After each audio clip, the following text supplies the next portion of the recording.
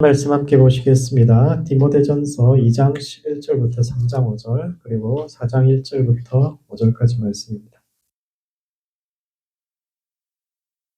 하나님의 말씀은 신약 디모데전서 2장 1절부터 3장 5절 그리고 4장 1절부터 5절까지 말씀입니다.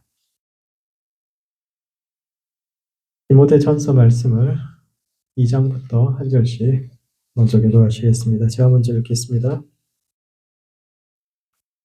여자는 일체에 순종함으로 조용히 배우라. 여자가 가르치는 것과 남자를 주관하는 것을 허락하지 아니하노니 오직 조용할지니라. 이는 아담이 먼저 지음을 받고 하와가 그 후며 아담이 속은 것이 아니고 여자가 속아 죄에 빠졌습니다. 그러나 여자들이 만일 정숙함으로써 믿음과 사랑과 거룩함에 거하면 그의 해산함으로 구원을 얻으리라. 이쁘다 이 말이여 곧 사람이 계속 읽겠습니다. 곧 사람이 감독의 직분을 얻으려 함은 선한 일을 사모하는 것이라 미로다.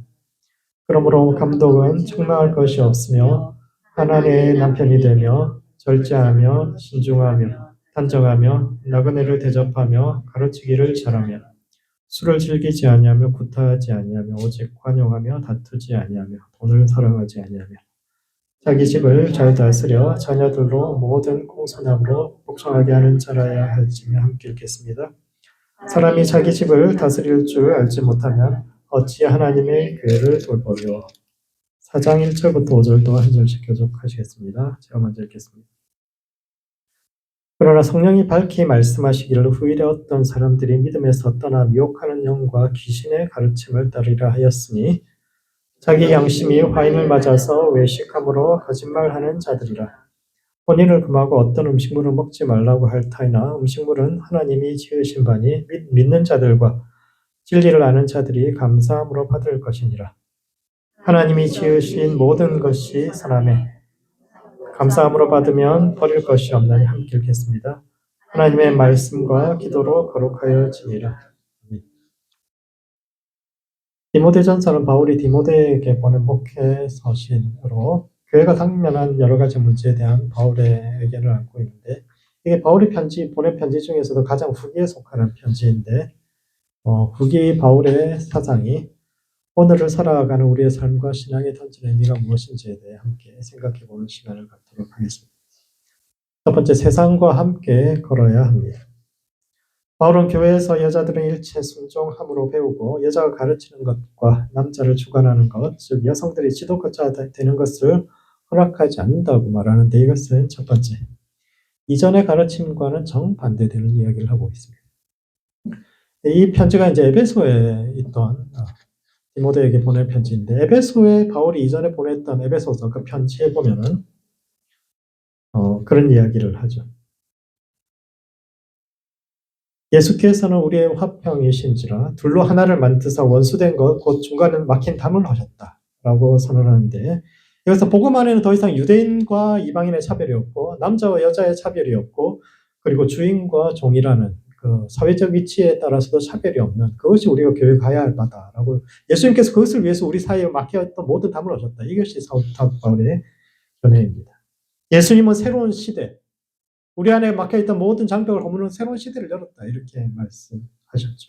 따라서 이방인은 더 이상 약속의 외인이 아니고 또 여자들도 자유롭게 회중 앞에서 설교할 수 있는 것이 초대교회 역사. 초대교회에서 최초로 예수님의 부활을 증언했던 사람들은 여인들이죠. 예수님의 무덤이 빈 것을 보고 막 달려와서 이야기했던 그 사람들이 여자들이거든요. 그 증언이라는 것은 많은 사람들 앞에서 자기 의견을 이야기한다는 것인데 이것은 초대교회부터 여자들이 남자들 앞에 서가지고 사람들 앞에서 대중 연설을 했다. 그것을 교회가 허용했다라는 그런 뜻입니다. 뿐만 아니라 사마리아 선교를 감당했던 빌립 집사에게는 3명의 딸이 있었는데 셋 다 예언자다 이렇게 기록되어 있죠. 그런데 그 시절에 예언자라는 것은 회중 앞에서 하나님의 말씀을 대언하는 것이기 때문에 설교자라는 뜻이기도 합니다.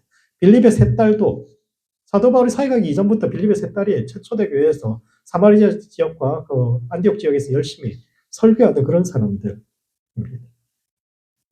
뿐만 아니라 아볼로가 복음에 아직 정통하지 않았을 때 그를 불러서 자세히 성경을 풀어서 가르친 사람이 아굴라와 브리스길라 부부인데, 브리스길라한테 성경을 배워 여자한테 성경을, 그 아굴로라는 그 유대율법에 정통한 사람이 예수님에 대해서 자세히 모르니까 그 사람 불러다 놓고 성경을 가르친 사람이 브리스길라 여자입니다.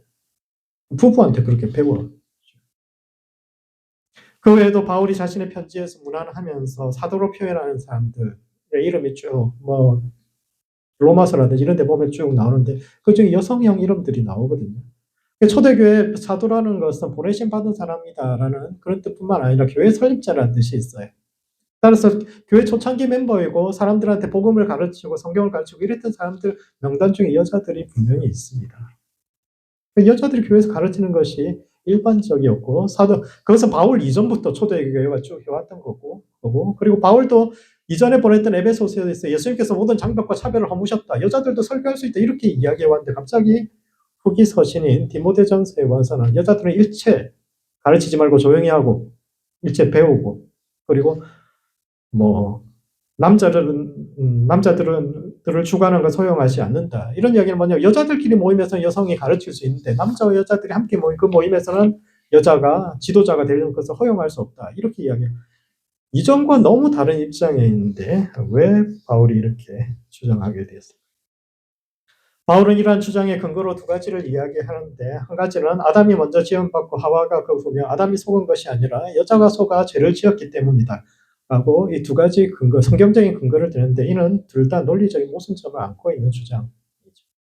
먼저 아담이 하와보다 먼저 지음받았기 때문에 더 완성형이고 여자는 거기서 약간 고쳐서 좀 부족하다, 이런 의미로 받아들인다면 남자보다 먼저 지음받은 짐승이 더 우월하죠. 그 전날 지음받은. 그렇잖아요. 먼저 지원받아서 더 완성형에 가깝더라면 사람보다 새나 짐승이 훨씬 더 가까운 완성형에 가깝죠. 오히려 창세기 흐름을 보면 뒤에 지원받은 게 더 완성형에 가까워요. 주인공은 뒤에 나온다고 앞에 다 만들고 마지막에 주인공 인간이 등장하는 이런 분위기인데 갑자기 그 흐름을 거슬러가지고 남자가 먼저 지원받고 여자가 더 뒤에 지원받았기 때문에 이것은 여자가 좀 문제가 좀 하자가 있는, 이건 논리적으로 말이 되지 않는 이야기예요. 뿐만 아니라 여자가 죄를 지었다라고 이야기하는데 그 장면도 자세히 읽어보시면은 하와가 선악과 땅 먹을 때 바로 옆에 있었잖아요. 먹고 바로 옆에 건너전 둘이 대화만 하와하고 뱀하고 나눴던 거지. 그 옆에서 뻔히 모르는 데서 죄를 짓고 온 게 아니라 바로 옆에서 뻔히 쳐다보고 따먹는 거 보고 같이 먹고 막 이랬는데, 그걸 가지고 하와가 먼저 죄를 지었기 때문에 사실은 둘이 같이 저질렀는데, 그렇기 때문에 하와가 먼저 죄를 지었기 때문에 하와가 지도자 자격이 없다, 이렇게 이야기하는 것은 논리적으로 옳지 않습니다.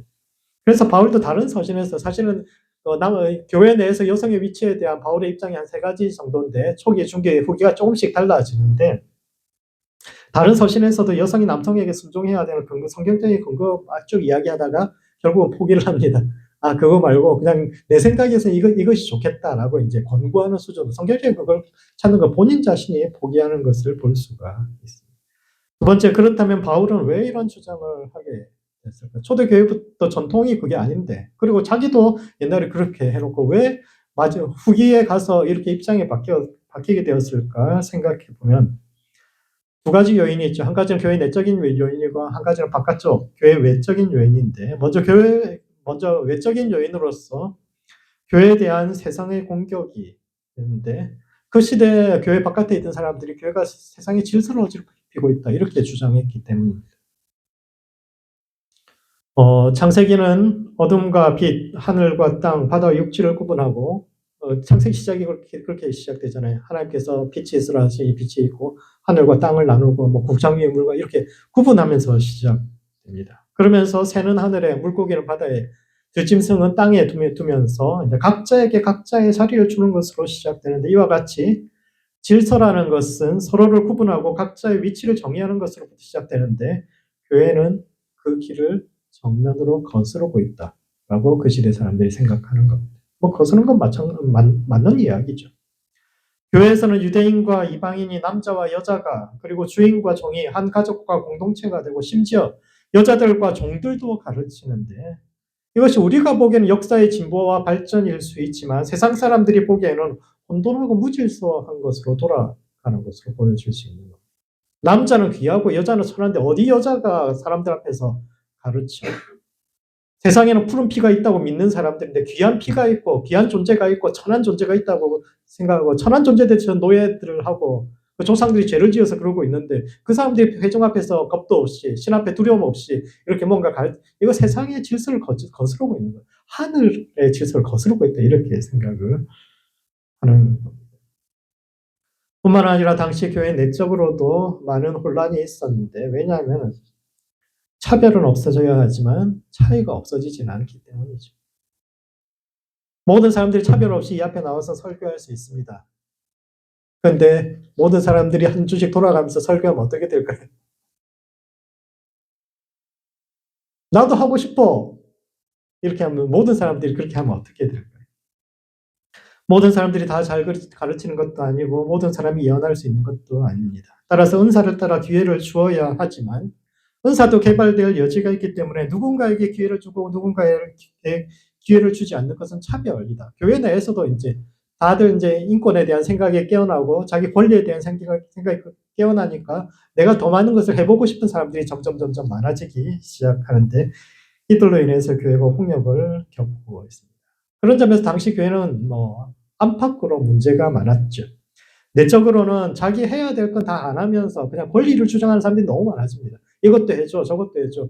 교회가 가난한 사람들을 구제하기 시작하니까 굳이 나가서 일 안 하고 그냥 교회에 빌붙어서 그냥 교회에서 주는 구제연금만 먹고 살려는 그런 사람들도 있고 그런 사람들 때문에 바울이 열받아서 했던 이야기가 일하지 않는 자는 먹지도 말라. 그 유명한 구절 아닙니까? 그런 사람들이 점점 많아지기 시작하고 외적으로도 교회에 대한 거짓 선동이 팔을 치기 시작합니다. 당시 교회 예배의 핵심이 성찬이었는데 믿지 않는 사람들이 옆에 와서 한두 주 참석해보고 나가서 사람들한테 뭐라고 이야기했을까요? 야, 저것들은 모여가지고 예수라는 사람의 살과 피를 뜯어먹더라. 그런 이야기 하지 않겠어요? 이것들 사람 잡아가지고 식인 문화를 이상한 사람들이다. 이런 그것에 대한 깊은 이해가 없다면 예수님께서 자신의 살과 피를 내어주신 그것이 우리 삶에 들어와서 세상을 향해 함께 예수님처럼 십자가를 지는 그 영적인 깊은 합일에 대한 경험이 없죠. 그냥 떡하니 전도받아가지고 왔다가 보니까 막 사람들이 포도주를 피라고 그러면서 막 나눠 마시고 막 이런 거 보면 나와서 뭐라고 이야기해요? 쟤들 좀 이상해. 그렇게 이야기하겠죠. 뿐만 아니라 당시 문화에서 남녀 칠세 부동석 이렇게 생각하는 사람들이 많았는데 남자와 여자가 한 자리에 모여서 같이 말씀을 듣는 것 하는 것 자체가 굉장히 엄난한 모임이다. 이렇게 주장하는 사람들이 많고 그런 교회 안팎의 문제를 부딪히면서 바울이 고민하기 시작합니다. 예수님께서 말씀하신 방향은 분명합니다. 복음 안에서 모든 장벽은 무너지고 더 이상 구별과 차별이 없는 새로운 시대를 교회가 앞장서서 열어가야 하는 것은 분명히 옳은 이야기죠. 그러나 우리의 원칙이 옳기 때문에 세상의 시선과는 상관없이 우리끼리만 옳은 길을 갈 것인가? 이게 옳으니까. 너네가 다 틀렸어. 우리는 우리끼리 갈 거야. 이렇게 갈 것인가? 아니면 세상의 이 걸음에 동참할 수 있도록 우리가 한 걸음 물러서서 그들과 함께 걸어갈 것인가를 고민하고 있습니다. 이미 예수님 안에서 새로운 시대는 시작되었고 기존의 질서와는 다른 새로운 세상의 질서는 반드시 올 텐데 우리끼리 그냥 행복하고 즐겁게 다가올 그 시대를 우리끼리 먼저 완벽하게 누리는 그것으로 충분한가? 아니면 세상에 따라올 수 있도록 그들과 우리 사이의 거리를 좁혀서 함께 갈 것인가를 고민한 결과가 오늘의 본문인데 이 문제에 대한 판단은 우리 각자가 다르게 할 수 있다고 생각을 합니다. 그래서 이것이 성경에 기록되어 있기 때문에 이것이 너무 진리다. 그것이 아니라 사실은 이 문제를 바라보는 사도 바울의 관점을 배우는 것이 중요한 거죠. 사도 바울이 이것이 옳다라고 이야기하는 게 아니에요. 여자들은 회중 앞에서 설교하면 안 된다 이렇게 이야기하는 거죠. 우리가 예수님께서 바라시는 예수님께서 이 땅에 만들어 가실 그 세상을 향해서 가야 되는데 세상이 아직 너무 우리 사이에 간격이 머니까 우리 어떻게 해야 할까? 그러면서 이제 중간 단계를 쭉 이야기하고 있는 겁니다. 이것은 여성의 문제만이 아니라 다른 문제들에서도 똑같이 종의 문제에서도 똑같이 초대교회 세 가지 문제가 그거잖아요. 유대인과 이방인 사이, 그리고 주인과 종, 그리고 남자 여자 이 세 가지 문제에 대해서 주로 이야기를 하는데 이스라엘 백성들 원래 노예 출신들, 나라를 세우기 전에 이집트에서 종살이 했기 때문에 노예제 자체에 대해서 찬성하지 않습니다. 노예제는 없어지는 것이 옳죠. 그러나 그럼에도 불구하고 그 시대에 노예는 또 없어서는 안 돼요. 제도이기도 합니다.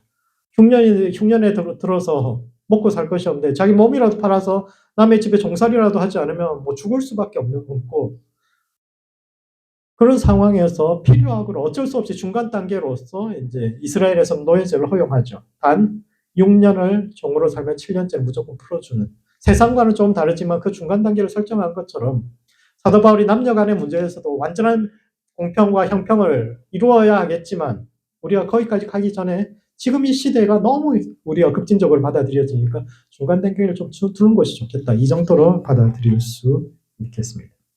그러므로 방향을 잃지 않되 때로는 멈추어 서서 세상을 기다려야 할 때가 있습니다. 어떤 사람들은 후기 바울이 복음의 급진성을 잃어버리고 보수화되었다, 진리를 타협해가는 과정을 보여준다, 이렇게 이야기하기도 하고, 젊을 때 저도 그렇게 생각했어요.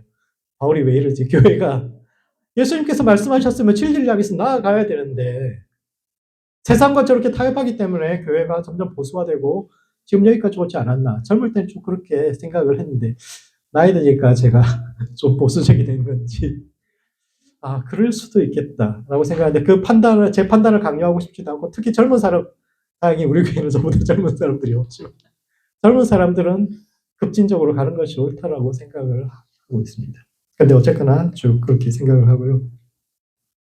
역사는 파도가 치듯이 앞으로만 직진하는 것이 아니라 때로는 뒤로 가지만 그 반동으로 오히려 더 멀리 가기도 하고, 교회의 역사도 마찬가지로 앞으로 계속 후퇴하지 않고 앞으로 계속 직진만 했던 것이 아니라 때로는 물러서는 것처럼 보이지만 오히려 더 힘을 모아서 두 발 더 앞으로 나아가는 그런 과정들을 거쳐왔는데, 이와 같이 우리의 길을 인도하시는 주님을 기억하고, 주님의 방향성은 분명해요. 예수님께서 가야 할 바를 분명히 말씀하셨고, 또 날마다 성령께서 우리의 삶을 인도하시기 때문에 그쪽으로 가는 것은 분명합니다. 그러나 때로 역사가 뒷걸음질을 칠 때, 우리의 삶도 뒷걸음질 치는 것처럼 보일 때, 그때에도 예수님께서 그 일을 하실 것이다라는 그 믿음을 잊어버리지 않고, 또 방향을 잃어버리지 않고, 이런 더 큰 걸음을 얻기 위한 추진력을 얻는 과정이다라고 자기 삶에 대해서 또 역사에 대해서 그런 인식을 가지고 방향을 잃어버리지 않는 모든 성도들 되시기 바랍니다.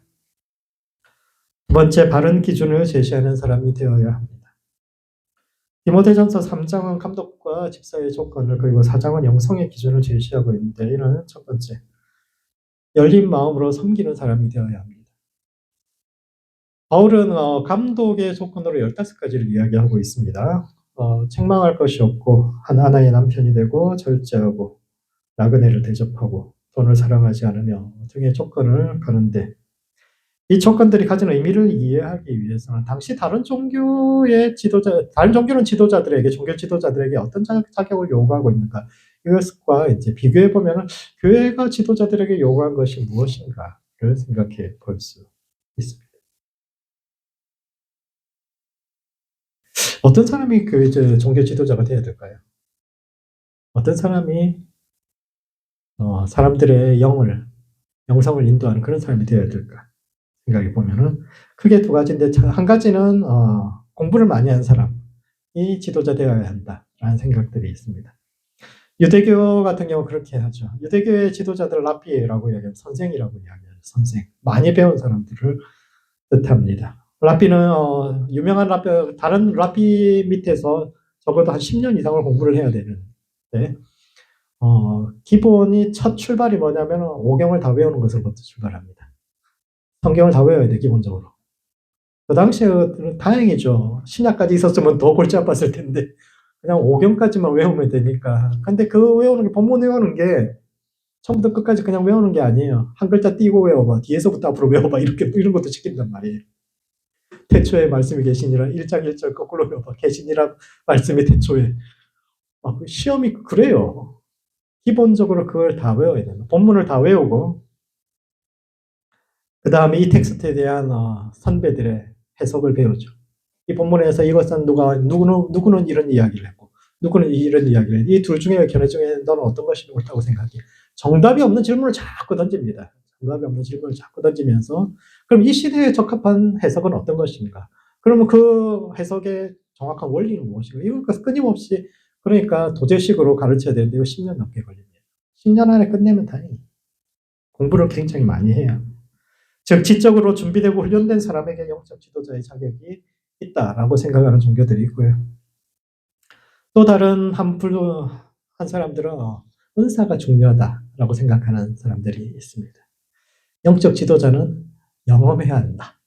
이렇게 생각하는 사람들이 있죠. 그렇지 않습니까? 척 보면 이중이 뒤에 붙었는데 요즘 하는 일이 좀 안 되지 않아? 어깨가 무겁지 않아? 동쪽으로 가봐. 사흘 뒤에 좋은 일이 있을 거야. 이런 알 수 없는 뜻모를 이야기를 잘 해주는 사람.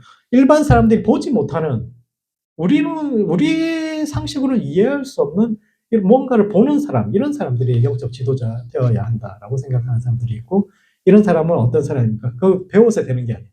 타고나는 사람이죠. 타고나는. 신기가 있어요, 신기가. 이런 사람들. 우리 시대는 그 시대는 마찬가지예요. 많이 배운 사람이거나 아니면 영적으로 뭔가 특별한 은사와 능력이 있는 사람이 영적 지도자 되어야 한다라고 생각을 했는데, 그런 사람들의 자격 조건하고 비교했을 때 사도 바울이 이야기하는 15가지 조건은 어떻게 생각하십니까? 어떻게 보입니까? 술에 임박이지 않고, 한 아내의 남편이 되고, 부인이 여러 명 있으면 안 되는데, 일부 다처제가 그 당시에 그러니까 한 아내의 남편이 되고, 사람 때리지 말고 너무 상식적인 이야기를 하고 있잖아요. 그런 점에서 바울은 지적인 통찰이나 영적 은사를 가진 특별한 사람이 아니라 우리 주변 어디서나 볼 수 있는 평범한 우린 모두가 하나님의 지도자 될 수 있다라고 이야기하는 겁니다. 교회의 가장 기본적인 직분은 집사인데, 원어로는 이거 원래 식사 수발 때는 종이라는 뜻입니다. 주인이 밥 먹을 때 옆에서 이것저것 챙겨주는 사람, 누군가 일을 할 때 옆에 서서 가만히 기다리고 있는 사람, 섬기는 사람, 종이라는 것이고, 그것이죠. 다른 종교에서 영적 지도자는 심오한 진리를 이야기하고 현상 너머의 참된 세상을 보고 그 세계를 하늘 여행을 하는 그런 사람, 영혼의 스승이지만, 기독교 지도자는 그런 사람이 아니라 그냥 섬기는 사람. 백성들을 섬기기 위해서 하나님께서 세운 사람. 그 사람들한테 종에게 무슨 자격이 필요합니까? 종에게 무슨 능력이 필요합니까? 그저 사람들을 섬기겠다는 열망, 그리고 하나님께 영광 돌리고 싶다는 열린 마음과 섬기는 이 마음으로 충분하다라고 이야기를 하고, 마지막으로 그러나 그보다 더 높은 것을, 지금 있는 이것보다 더 높은 것을 바라보아야 한다고 이야기합니다. 4장에서 바울은 후일 어떤 사람들이 믿음에서 떠나 미혹하는 영과 귀신의 가르침을 따르리라고 이야기하는데, 이 번역에 여러 가지 문제가 있습니다. 어떤 문제가 있냐면은, 귀신이라고 그러면 어떤 존재입니까? 나쁜 영이라는 뜻이잖아요. 아주 나쁜 영, 악한 영, 이렇게 뜻인데, 헬라어에서 다이모니안이라는 이 단어는 나쁜 영이라는 뜻이라기보다는 쪼무레기 영이라는 뜻입니다. 쪼무레기 신이라는 뜻입니다. 그 12주신이 있잖아요. 헬라, 그리스 세계에는 이제 신들이 굉장히 많은데, 중요한 신들이 있어요. 그걸 주신이라고 이야기합니다. 올림포스에 12주신이 있는 것처럼 중요한 신들이 있고, 그 신 밑에서 하급 신들이 있는데, 그 하급 신들을 이제 우리는 귀신이라고 번역하는 사실은 하위 신들이라고, 잡신들이라고 번역하는 그 가르침이고, 따라서 이것은 귀신의 가르침이라고 그러면 이건 아주 잘못된 가르침이라고 생각하지만, 사실 그것은 수준 낮은 가르침이라는 뜻입니다.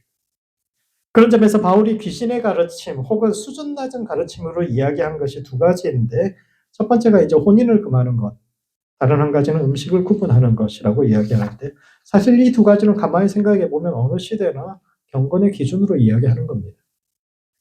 음식을 구분하는 건 뭡니까? 레위기에 나오는 말씀대로 그대로 사는 겁니다. 정통신앙이죠. 지금도 유대인들은 코셔 그대로 따르지 않습니까?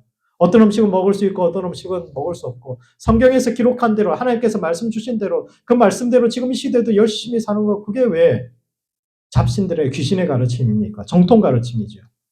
사도 바울이 그 잡신의 가르침이다 이야기하는 거, 정통신앙을 이렇게 폄하하고 있는 겁니다. 또 한 가지는 혼인을 금하는 것, 독신으로 사는 거 이야기합니다. 그게 나쁜 가르침입니까? 하나님을 섬기기 위해서 홀로 그러면 신부들 여러분 솔직히 목사가 영성 있어 보입니까? 신부가 영성 있어 보입니까? 세상에서 사람들과 다 똑같이 하는 거 다 똑같이 하고 결혼하고 자식 낳고 똑같이 하면서 사는 것보다 결혼도 안 하고 오직 하나님만을 위해서 자기 삶을 바치고 세상의 즐거움과 기쁨 다 버리고 그렇게 사는 그 독신으로 살아가는 사람들 훨씬 영성 있어 보이지 않습니까? 사도 바울이 이렇게 하찮은 가르침이다 또는 귀신의 가르침이라고 이야기하는 이 두 가지가 정통신앙이에요. 그런데 왜 바울은 이것이 이거 귀신들의 잡신들의 가르침이거나 아주 수준 낮은 가르침이다 이렇게 이야기하고 왜 그렇게 이야기해요? 왜냐하면 하수는 출가하고 고수는 출근한다. 라는 이 말이 정확하게 사도 바울의 사상을 표현하는 거죠. 하수는 출가하고 고수는 출근합니다. 이게 무슨 말이냐면은 인생에서 사람들에게 고통을 주는 대부분의 문제는 선과 악의 문제가 아니잖아요. 옳고 그름의 문제 때문에 우리가 고통스러워하는 거 아니잖아요. 세상에서 부딪힐 때 가장 고통스러운 문제들 대부분 어떤 겁니까? 부인하고 엄마가 싸워요. 고부 갈등. 이 속에서 아들은 어떤 입장을 취해야 됩니까? 남편의 입장을 취해야 됩니까? 아니면은 아들의 입장을 취해야 됩니까? 세상 대부분의 문제는 답이 없는 문제죠. 의무와 의무 사이의 문제입니다. 남편으로서 의무와 아들로서의 의무 그 사이에 역할과 역할, 입장과 입장, 그 선과악이 옳고 그름이 없는 그런 문제가 세상에서 부딪히는 우리를 가장 괴롭게 하는 문제인데 이 문제를 피해가는 방식, 이 문제를 모두 한꺼번에 해결할 수 있는 방법이 출가입니다. 출가해버리면 더 이상 나는 당신의 남편도 아니고 나는 당신의 자식도 아니고 나는 그냥 하나님의 사람인 거예요. 모든 문제 자체가 없어지는 겁니다. 모든 문제가 없어지는 거예요.